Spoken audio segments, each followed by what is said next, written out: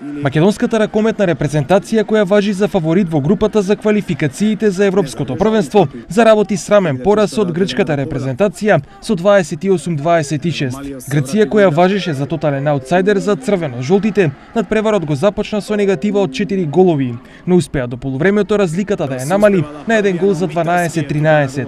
Нашите репрезентативци не ја научија лекцијата од првото полувреме, па во второто и покрај 12 одбрани на Митревски, во 50-та минута си дозволија негатива и прво водство за Грција од 23-22.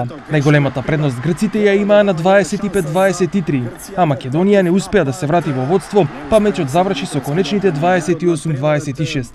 Најдобри во нашиот напад беа Лазаров со 7 голови, Талески со 6 и Манасков со 4, а кај грците најпрецизен беше Малиос со 8 поголоци, пред Милонас со 6. Голманот Силин Парис имаше високи 15 одбрани. Следното коло во април Македонија се среќава со силниот Ислам во Рејкјавик, па репрезентацијата ќе има доволно време да се консолидира и да се соочи со своите недостатоци од првите две кола.